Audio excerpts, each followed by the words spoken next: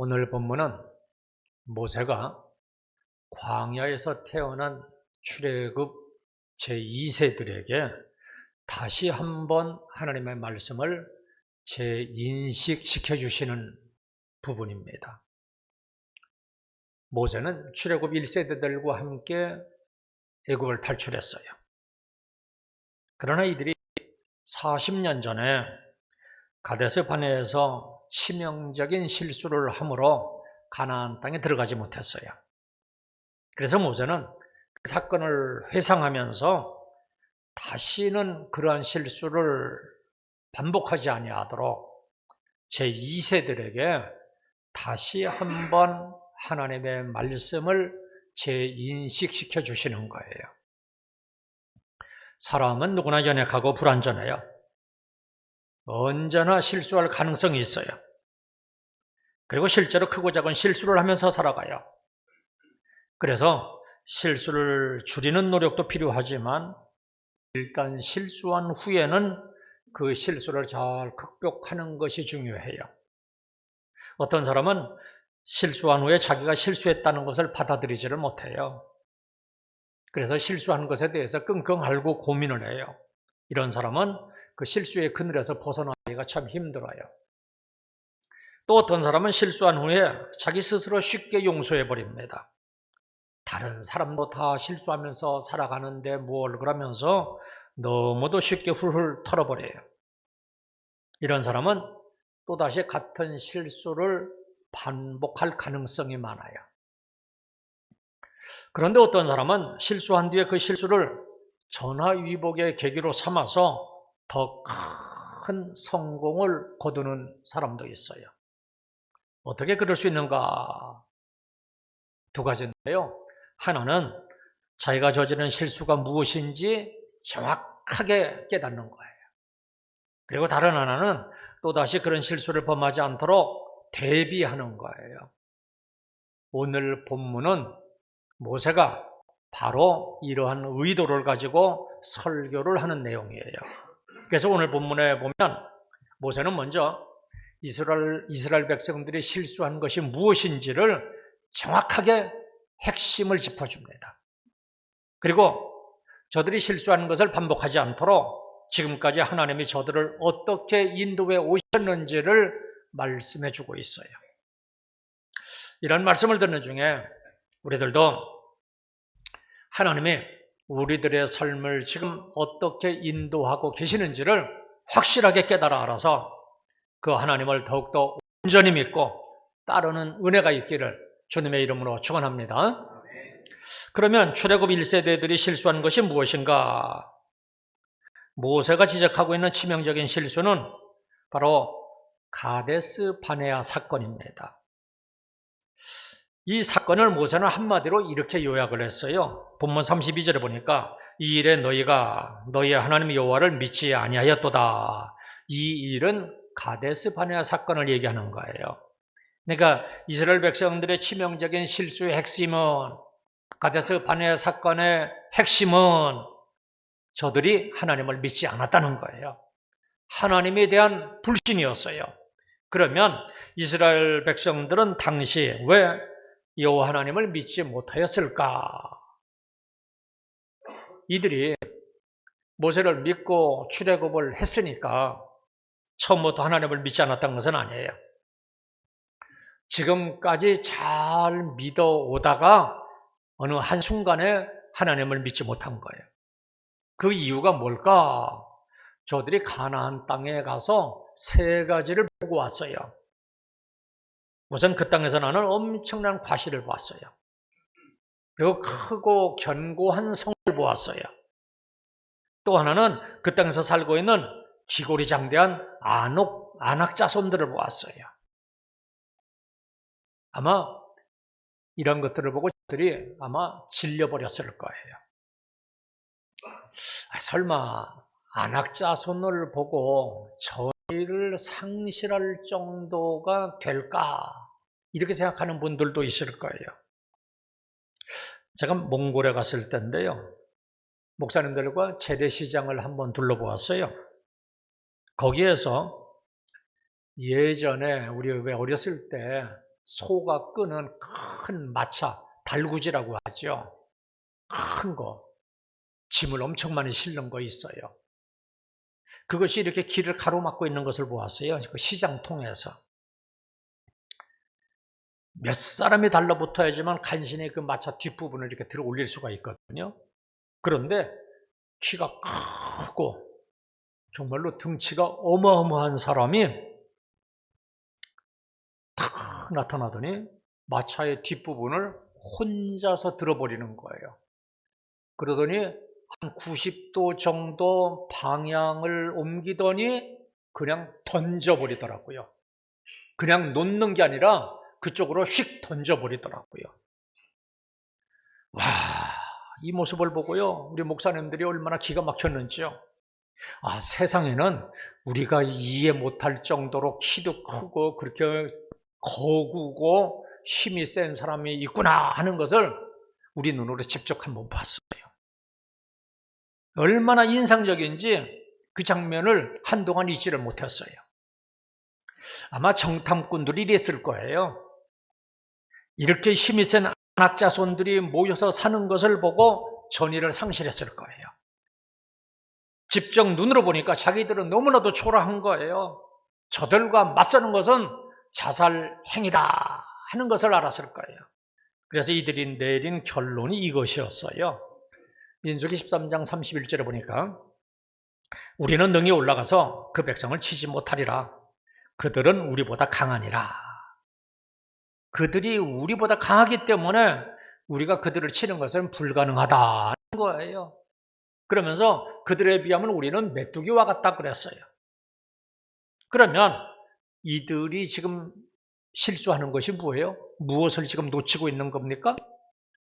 가나안 땅에 들어가서 저들과 싸울 사람이 자기네들인 줄로 착각을 한 거예요. 그래서 가나안 사람들과 자기들을 비교한 거예요.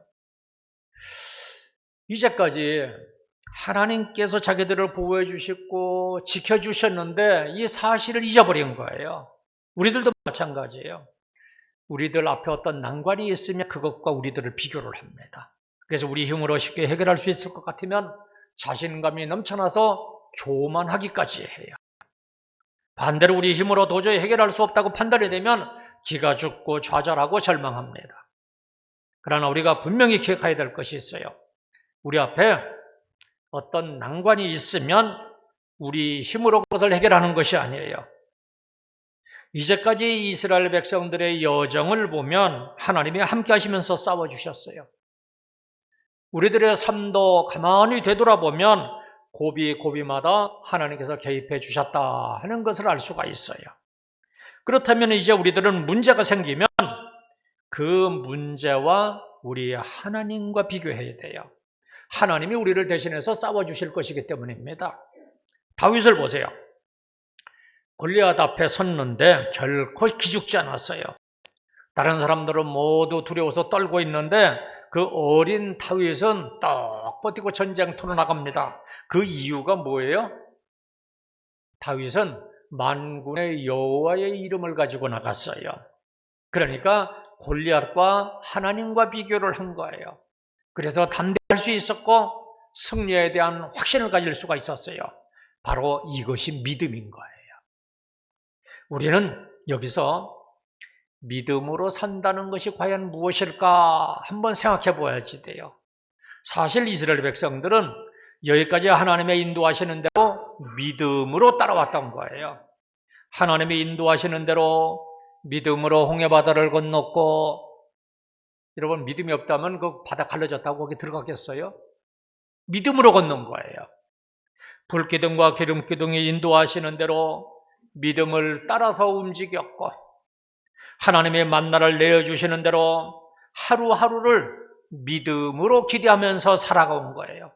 오늘도 주셨으니까 내일도 만나를 내려주실 것이라 하는 믿음으로 하루하루를 사는 거예요. 우리들에게 필요한 것도 바로 이러한 믿음입니다. 그렇다면 우리가 이 믿음이라는 것을 어느 정도로 믿어야만 되는가 하는 것을 좀 예를 들어 보겠습니다. 우리가 저 경기도 광주 쪽으로 가다 보면 그 헬기에서 특전사들이 막 뛰어내리는 거 여러분 보았을 거예요. 뛰어내리는데 가끔가다 뛰어내리는 게 아니라 줄을 이어서 그냥 툭툭툭툭 막 떨어지잖아요. 그러니까 머뭇머뭇거리지 아니하고 이 사람들이 그냥 무조건 막 뛰어내리는구나 하는 것을 그 간격을 보면 알 수가 있을 거예요. 그런데 만약에 낙하산에 문제가 생기면 어떻게 되겠어요? 그냥 끝장이잖아요. 그러니까 저들은 낙하산을 온전히 믿고 비행기에서 망설임도 없이 뛰어내리는 거예요. 우리의 믿음이 이런 거예요. 한번 믿어보자. 믿다가 아니면 그만이고 이건 믿음이 아니에요. 믿었는데 아니면 끝장이에요. 그래서 믿음은 온전히 믿는 거예요. 모든 것을 믿고 끝까지 믿는 거예요. 이제까지 수도 없이 믿음으로 승리했을지라도 이번에도 또 믿음으로 행하는 거예요. 이스라엘 백성들이 믿음으로 잘 행하다가 가데스바네에서 믿음이 흔들린 것처럼 도중에 우리의 믿음이 흔들려서는 안 돼요. 눈으로 본 것 때문에 어디서 부정적인 소리를 들었다고 믿음이 흔들려서는 안 돼요. 세상 돌아가는 환경을 보고 믿음이 흔들려서는 안 돼요. 이제까지 잘 믿고 살았는데 이번에는 잘 믿어지지가 않나요? 이러한 믿음의 피로 현상을 극복하고 이겨내야 돼요. 극복하고 이번에도 또 믿어야지 돼요. 처음처럼 또 믿어야지 돼요. 이것이 바로 우리가 천국 가는 그날까지 싸워야 될 영적 싸움입니다. 힘이 들어도 또 믿고 또 믿고 또 믿는 저와 여러분들이 다 되시기를 주님의 이름으로 축원합니다. 그러면 하나님은 이스라엘 백성들을 어떻게 인도해 오셨는가? 다시 말하면 우리는 나의 하나님을 어떤 분으로 믿어야만 하는가? 세 가지입니다. 우리가 믿는 하나님은 우리보다 앞서 가시는 분이세요. 본문 30절 보세요. 너희보다 먼저 가시는 너희 하나님 여호와께서 애굽에서 너희를 위하여 너희 목전에서 모든 일을 행하신 것 같이 하나님은 우리보다 먼저 가신다 말씀해요. 원어를 보면 분사형 시자로 되어 있는데요. 이것은 지금도 변함없이 계속해서 앞서 가신다는 것을 의미해요. 그러면 하나님께서는 왜 지금도 우리보다 앞서 가시는가? 이것도 세 가지입니다. 우리 길을 인도해 주시기 위해서예요. 모세가 지난 광야 생활을 가만히 되돌아보니까 하나님은 이스라엘 백성들이 가야 될 길을 인도해 주셨어요. 불기둥과 구름기둥으로 직접 인도해 주셨어요. 그래서 오늘 본문 33절에 보니까 그는 너희보다 먼저 그 길을 가시며 장막 칠 곳을 찾으시고 밤엔 불로 낮에는 구름으로 너희가 갈 길을 지시하신 자이시니라. 다윗도 역시 자기 인생을 되돌아봤어요. 그리고 결론을 이렇게 내렸습니다.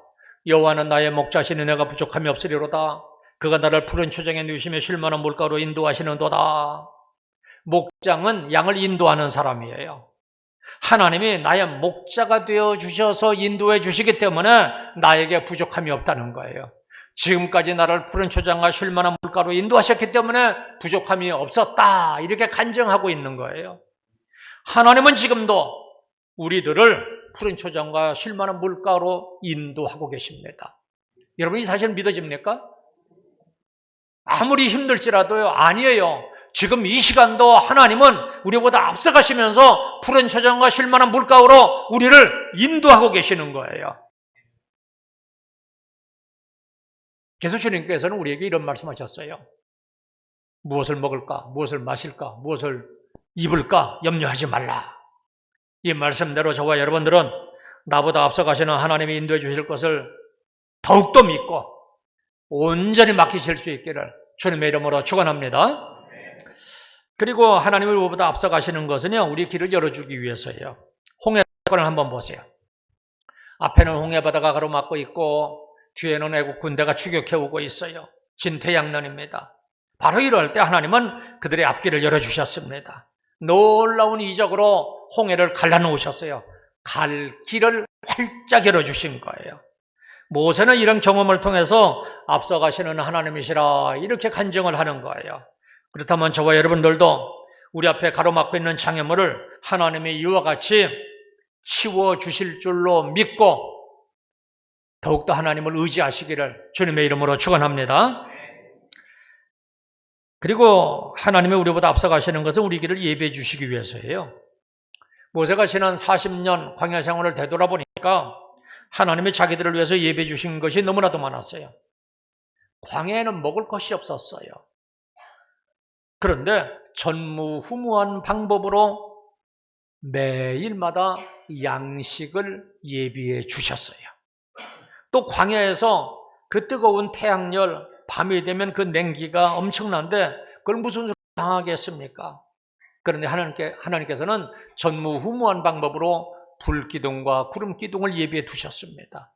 이런 경험을 돌아보면서 모세는 앞서가시는 하나님이시라 이렇게 간증을 하고 있는 거예요. 이처럼 하나님은 우리 미래를 준비해 주시는 분이세요. 우리를 위해서 천국까지도 예비해 주시는 분이십니다. 사람들은 내가 앞으로 어떻게 살까? 내 자손들은 어떻게 살까?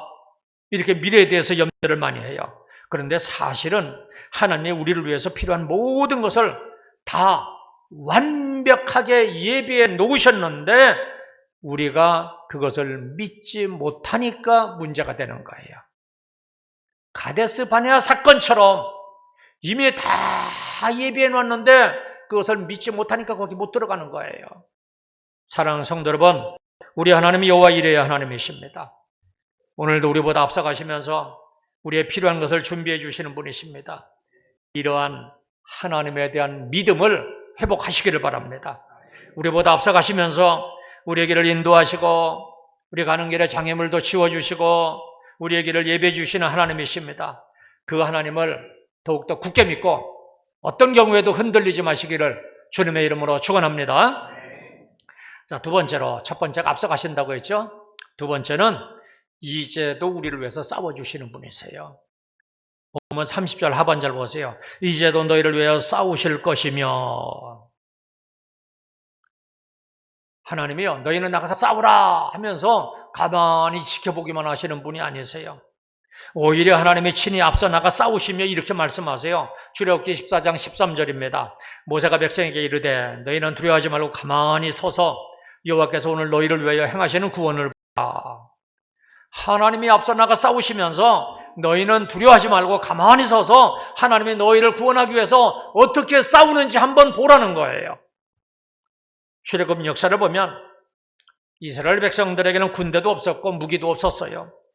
아무런 힘이 없었어요. 스스로의 힘으로는 도저히 출애굽할 수가 없었어요. 그런데 하나님이 대신 싸워주셨기 때문에 저들은 출애굽을 할 수가 있었어요. 그리고 출애굽한 후에는 홍해를 가르시고 자기 백성들을 건너게 하시더니 그래도 애굽 군대가 추격해 오니까 저들을 홍해바다에 수장시켜 버리셨어요.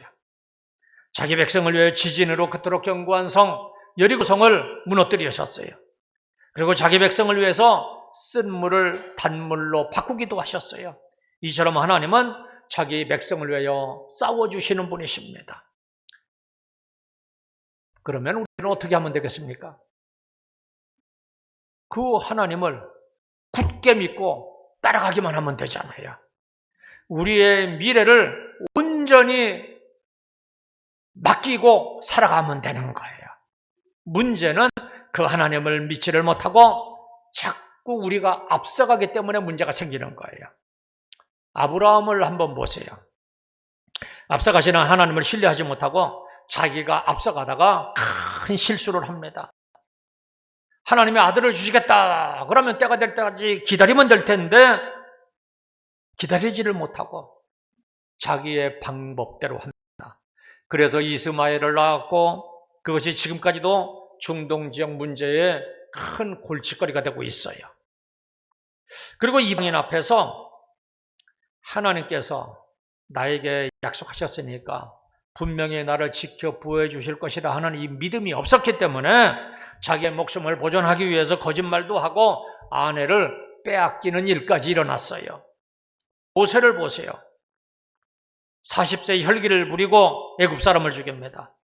하나님의 때를 기다리지 못하고 하나님보다 자기가 앞서 나갔어요. 그러다 결국 광야에서 40년 동안이나 고생을 하게 됩니다. 여러분, 모든 일에는 다 하나님의 때가 있는 거예요. 하나님의 여건을 조성해 주시고 대로를 만들어 주실 때가 있어요. 그런데 그때를 기다리지 못하기 때문에 실패하는 거예요. 기다리지 못한다는 것은 앞서가시는 하나님을 믿지 못하는 거예요. 믿지 못하니까 말씀대로 따르지도 아니하고 자기가 앞서서 결정을 해버리는 거예요. 그래서 이스마엘이 태어난 것과 같은 일들이 벌어집니다. 이스라엘 백성들을 보세요. 출애굽 15장에 보시면 홍해의 기적을 체험을 하고 얼마나 기쁜지 춤을 추면서 덩실덩실 이제 나아갑니다. 3일 길을 나갔어요. 광야예요. 먹을 물이 없었어요. 더구나 마라라는 지역에 가봤더니 물이 있는데 먹어봤더니 쓴 물이었어요.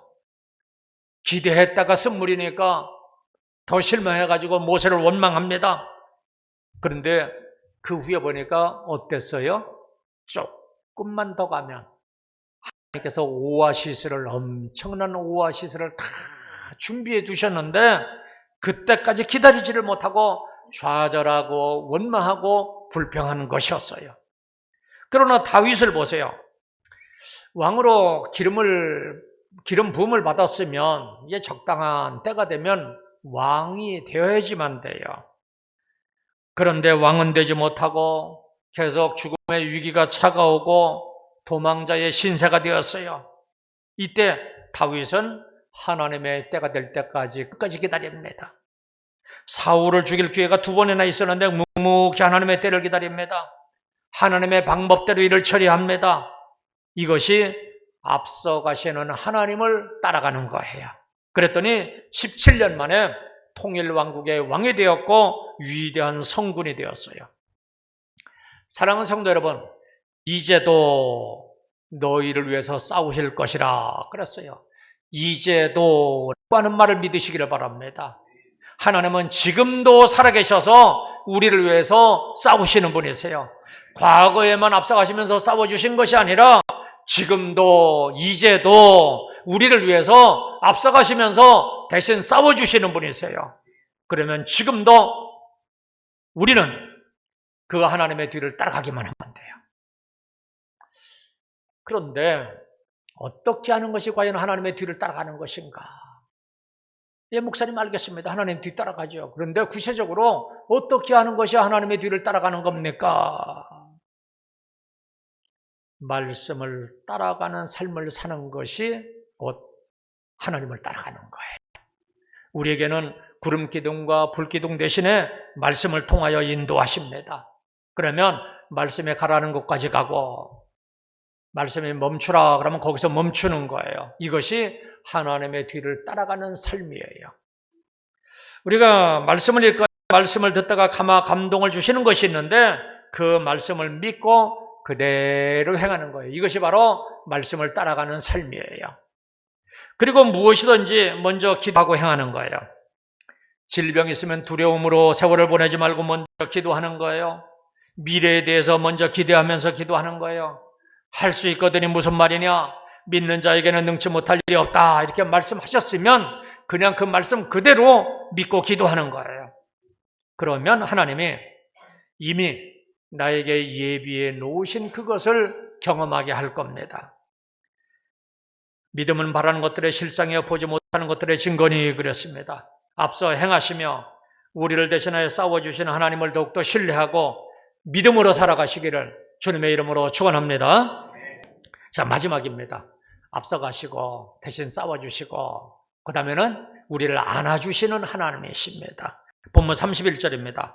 광야에서도 너희가 당하였거니와 사람이 자기의 아들을 낳는 것 같이 너희의 하나님 여호와께서 너희가 걸어온 길에서 너희를 안으사 이곳까지 이르게 하셨느니라. 광야 생활은 두려움과 불안의 연속입니다. 언제 대적의 위험이 닥칠지 몰라요. 물과 양식에 대한 염려가 끊이지를 않는 곳이에요. 그런데 이러한 광야에서 하나님께서 어떻게 하셨는가? 부모가 어려움에 처한 자식을 안는 것 같이 하나님이 너희를 안아서 여기까지 오게 하셨다 이렇게 말씀하고 있어요.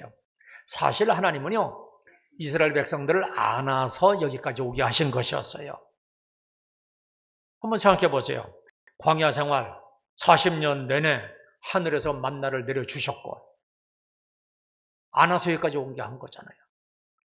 40년 내내 불기둥과 구름기둥으로 인도하셨고 40년 동안을 한결같이 위험한 것들로부터 지켜 보호하시고 인도해 오셨어요. 일주일이면 가는 그 길을 40년 동안이나 광야 생활을 하게 하셨는데 누가 더 힘들었겠습니까? 이스라엘 백성들보다는 그들을 안으시는 하나님이 더 힘드셨을 거예요. 40년 광야 생활은 물론 이스라엘 백성들을 징계하는 의미도 있겠지만 또 한편으로 생각해 보면 저들을 하나님의 백성으로 잘 훈련시키기 위한 것이었어요.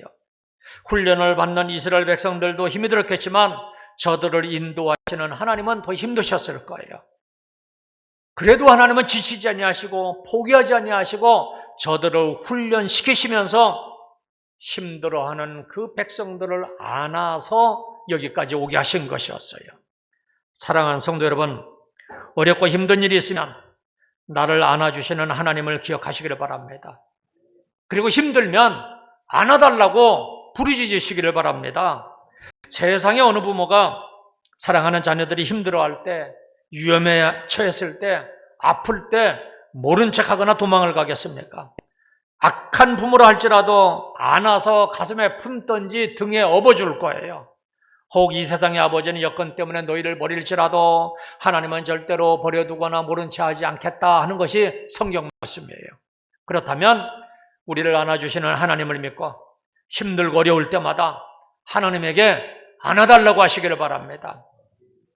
우리 손녀딸을 보니까 평상시에는 잘 놀다가도요 좀 자기 몸이 불편하거나 아프면 꼭 안아달라고 두 팔을 벌리고 안아달라고 보채요. 벌써 그런 증상이 나타나면 얘 컨디션이 정상이 아니구나 하는 것을 알 수가 있어요. 여러분 힘들면 두 팔 벌리고 하나님에게 안아달라고 매달리시기 바랍니다. 그러면 하나님은 반드시 안아주시는 분이십니다. 우리는 하나님 아버지의 품을 자주 묵상해야 돼요. 혹 몸이 아프신 분들이 있나요? 그 질병을 묵상하지 말고 하나님 아버지의 품을 더욱 묵상하시기를 바랍니다.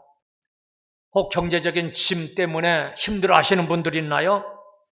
힘들수록 그 짐을 묵상하지 마시고 하나님 아버지의 품을 묵상하시기를 바랍니다. 가정의 위기를 지나고 있는 분들이 있나요?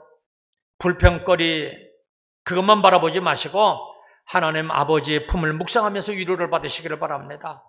불경기로 인해서 사업이 어렵나요? 취직이 안 돼서 고통스럽나요? 자녀가 자꾸만 빗나가나요? 이런 것들만 자꾸 묵상하지 마시고 우리를 안아주시는 하나님의 품을 묵상하시기를 바랍니다. 그러면 하나님이 안아주시면서 힘을 주실 것이고 위로해 주실 것이고 보호해 주실 것이고 그 문제를 해결해 주실 것입니다. 그리고 하나님이 우리를 그렇게 안으신다면 이제는 우리들도 다른 사람을 안아줄 수 있어야지 돼요. 우리가 안아줘야 될 사람 우리 주변에 너무나도 많아요. 우리가 안아주는 방법은 여러 가지가 있을 겁니다. 손을 잡아주는 것도 안아주는 거예요. 카톡이나 문자로 안아줄 수도 있어요. 기도를 해줌으로 안아줄 수도 있습니다. 가까이 있는 사람이라면 살포시 안아주는 것도 안아주는 거예요. 이와 같이 서로 안아줌으로 더욱 따뜻하고 사랑이 넘치는 교회와 가정들이 되시기를 주님의 이름으로 축원합니다. 사랑하는 성도 여러분, 문제의 핵심은 우리의 믿음이었어요. 힘들고 어려운 시대를 살고 있지만 우리의 믿음을 더욱더 견고하게 하시기를 바랍니다. 우리에게는 우리를 지극히 사랑하시는 하나님이 계십니다. 지금도 우리의 삶을 앞서가시면서 대신 싸워주시기도 하고 안아주시는 하나님을 더욱더 굳게 믿고 힘을 내시기를 주님의 이름으로 축원합니다. 이제 기도하겠습니다.